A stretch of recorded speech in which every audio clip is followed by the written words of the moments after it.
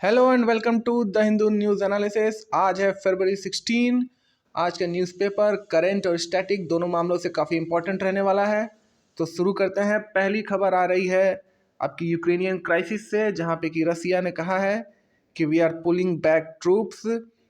रसिया ने कहा है कि हम पहले भी कहते रहे हैं कि ये एक एक्सरसाइज था सिर्फ। We have always said that the troops will return to their bases after the exercises are over. अब ये यूक्रेनियन क्राइसिस पूरा है क्या, इसे हम थोड़ा मैप की हेल्प से समझेंगे।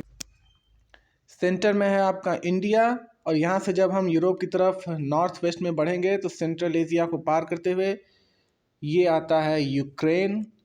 इसके नीचे है ब्लैक सी, ब्लैक सी के जस्ट ऊपर यूक्रेन। एक बार हम उसकी बाउंड्री को ट्रेस करेंगे। अच्छा खासा एक बड़ी कंट्री है यूक्रेन।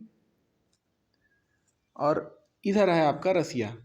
यही यूक्रेन और रसिया के बॉर्डर्स पर रसिया ने ट्रूप्स का अमेसिंग किया हुआ है।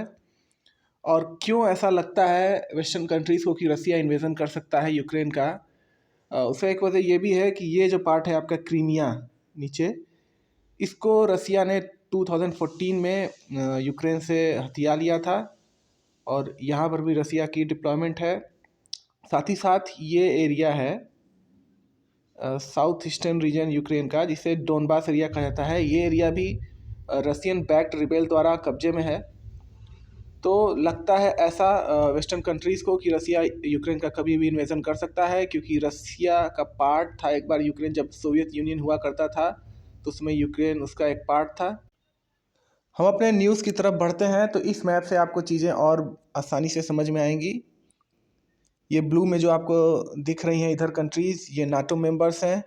बीच में ये येलो में आपका यूक्रेन है, और इधर रसिया।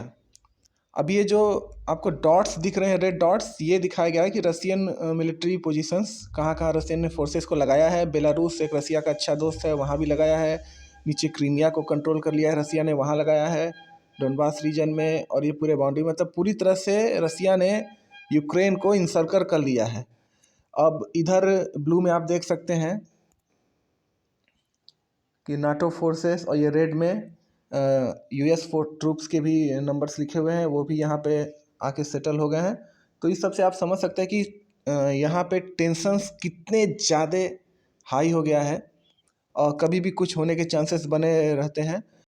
जहाँ की वेस्टर्न कंट्रीज़ को, यूरोपियन कंट्रीज़ को ऐसा लगता है कि रसिया कभी भी यूक्रेन का इन्वेजन कर सकता है, पर रसिया हो सकता है ऐसा ना करे, क्योंकि ऐसा करने पर रशिया के रिलेशंस यूरोप से बहुत ज़्यादा ख़राब हो जाएंगे। और यूरोप और रसिया इकोनॉमिकली एक दूसरे पर काफ़ी डिपेंड करते हैं। जहाँ की रसिया को पैसे की ज़रूरत है, वहीं यूरोप को एनर्जी की ज़रूरत है, और रसिया एक एनर्जी रिच नेशन है। अब अगली न्यूज़ भी इसी से रिलेटेड है। इंडिया ने अपने सिटीजन्स को एडवाइस किया है कि वो यूक्रेन को टेम्परेली छोड़ दें। खास करके स्टूडेंट, अगर वहाँ रहना बहुत ज़्यादा ज़रूरी नहीं है आपके लिए, तो आप यूक्रेन को इसी वक्त छोड़ दें, कुछ दिनों के लिए टेम्परेली छोड़ दें, क्योंकि वहाँ कुछ भी हो सकता है। साथ ही साथ अपनी लोकेशन को हमेशा हमें बताए रखें, ताकि आपसे कभी भी कांटेक्ट करना हुआ, इवैक्यूएशन करना हुआ, तो वो हम इजीली कर सकें। आज थोड़ा सा हम समझेंगे कि नेटो क्या होता है। नॉर्थ अटलांटिक ट्रीटी ऑर्गेनाइजेशन, ये 1949 में फॉर्म हुआ था नॉर्थ अटलांटिक ट्रीटी से, जिसे वाशिंगटन ट्रीटी भी कहते हैं।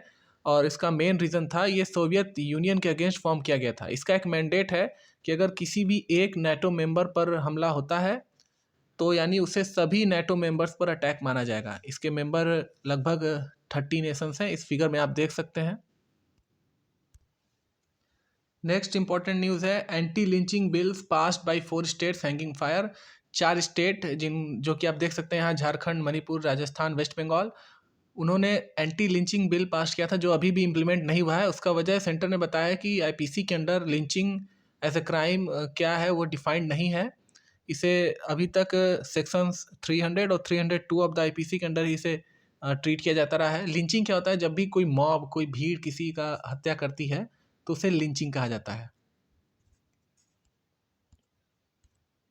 नेक्स्ट जो थोड़ी सी अच्छी खबर हमारे मेन पेज पे ही है कि इंडिया का एक्सपोर्ट 25% राइज हुआ है, इंपोर्ट में कमी आई है, और ट्रेड डेफिसिट में भी कमी आई है। ट्रेड डेफिसिट क्या होता है, जब आपका इंपोर्ट एक्सपोर्ट से ज़्यादा होगा तो उसे ट्रेड डेफिसिट कहते हैं। ऑब्वियस सी बात है कि ये घाटे का सौदा है, ऐसा होने पर पैसा देश से बाहर जाता है। तो वही एक अच्छी न्यूज़ है कि ट्रेड डेफिसिट में भी कमी आई है, और उसका सबसे बड़ा फैक्टर बताया गया है कि गोल्ड के इंपोर्ट में कमी। यहाँ बताया गया है कि गोल्ड इंपोर्ट में 40% कमी आई है,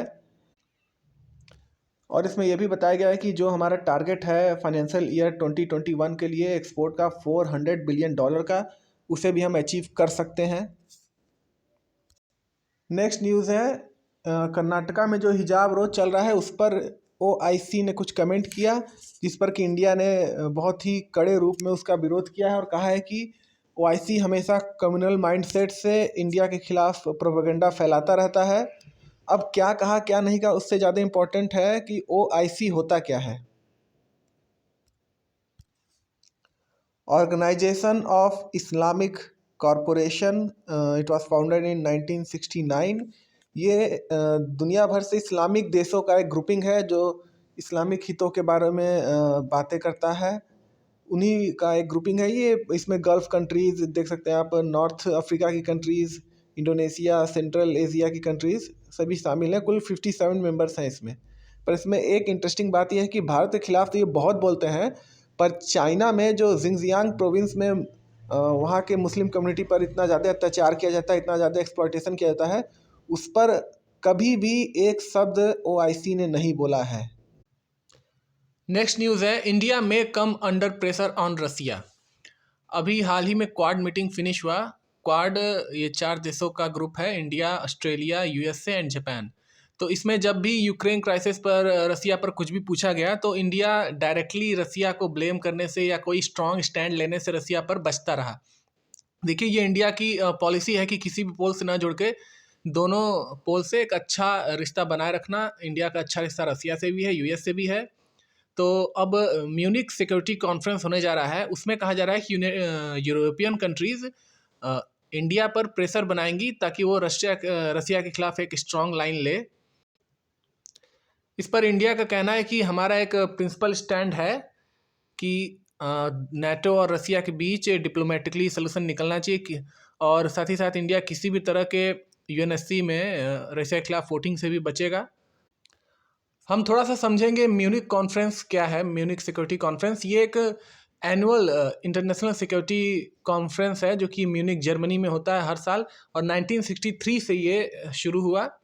इसमें सभी देशों के रिप्रेजेंटेटिव हिस्सा लेते हैं और इसमें बात किया जाता है सिक्योरिटी कंसर्न्स पर, और डिप्लोमेटिकली किसी भी सोल्यूशन पर रीच करने का कोशिश किया जाता है। एक न्यूज़ है पेज नंबर 12 से, India to make digital maps of all villages. एक इवेंट को लॉन्च करते समय यूनियन मिनिस्टर जितेंद्र सिंह ने कहा कि इंडिया सभी विलेजेस का डिजिटल मैपिंग करने जा रहा है स्वामित्व स्कीम के अंडर। स्वामित्व स्कीम 2020 में लॉन्च हुआ था। इस स्कीम के तहत लैंड पार्सल्स का ड्रोन से मैपिंग होगा और जो ओनरशिप रिकॉर्ड है उसे डिजिटलाइज किया जाएगा।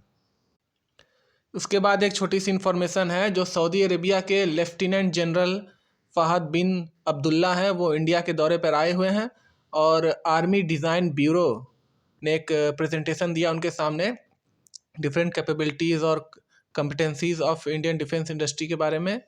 दोनों देशों के रिलेशंस काफ़ी इम्पोर्टेंट है हमारे एग्ज़ाम पर्सपेक्टिव से भी। बढ़ते हैं वर्ल्ड अफेयर्स पे। तो यूक्रेन क्राइसिस की न्यूज़ हमने देख ली, आगे बढ़ते हैं। एक छोटी सी न्यूज़ है, Ethiopia lift war time state of emergency. Ethiopia ने नवंबर में एक वार टाइम इमरजेंसी लगाया था। वहाँ टिग्रेनियन रिबल्स ने कब्जा करने का कोशिश किया था नॉर्दर्न पार्ट टिग्रे को, तो वो इमरजेंसी अब हटा दी गई है। एक बार मैप में हम देखेंगे पोजीशन इथियोपिया का। ये सेंटर में हमारा इंडिया। यहाँ से जब हम वेस्ट की तरफ बढ़ेंगे, अफ्रीकन हॉर्न में जब आप जाएंगे तो यहाँ पर है इथियोपिया, और ये इसका ये नॉर्दर्न पार्ट है, इसे टिग्रे रीजन कहा जाता है, और यहीं पर ये रिबेल चल रहा था। So that's it for today. मिलते हैं नेक्स्ट एनालिसिस में। Till then bye and take care.